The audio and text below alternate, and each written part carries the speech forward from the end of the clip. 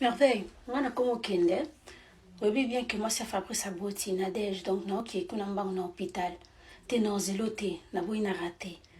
Bola n'a pas qu'on a. Ba ketch na wana selto na link comme na ngos na makolo te kola tango sute ba ketch wana. Déjà nuit, ba ketch. Nangiso mo na longa ketch wana te. Neti longa bla bla. Naki, to mani. Toc toc toc.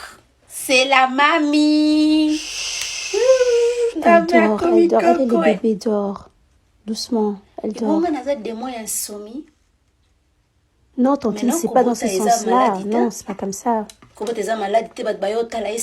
se repose. En tout cas, elle m'énerve.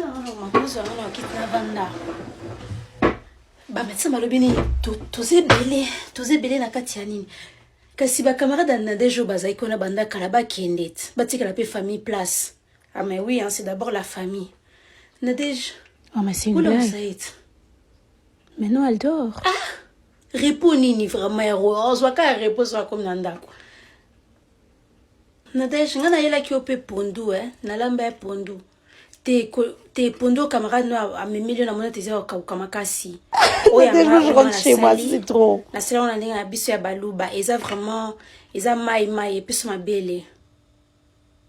Te aolia o ngala memi. Oui, toye maman. Toza to batela moi na biso aboti ya toye bibi. D'accord, Tantine, d'accord. Il faut les pas bonnes de problème, familles. d'accord. Bon, bocha oyo ngai. Bocha la ka pondo ya lia. Nadej, simba mwana mutu bien, mutu a mwana ropisa mwana ni belle simba est bien. Est-ce que mwana ana atondi? Peut-être atondi te libé les obima, on finit bien. Na mwana ta atondi te, tando ça. Oh ça non moi boy.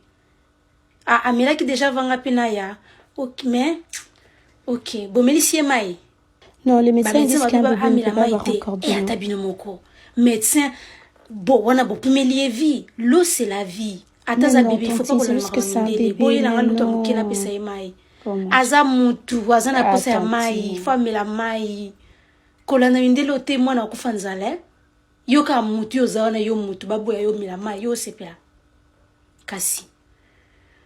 Nadej peut-être bo finika eli suswe. Te yazana malili ata biso to yo ka azana ti biso te, ata biso to yo ka mulungi na kati ya hôpital ya yo kaka bo finika Boke banaye mutu.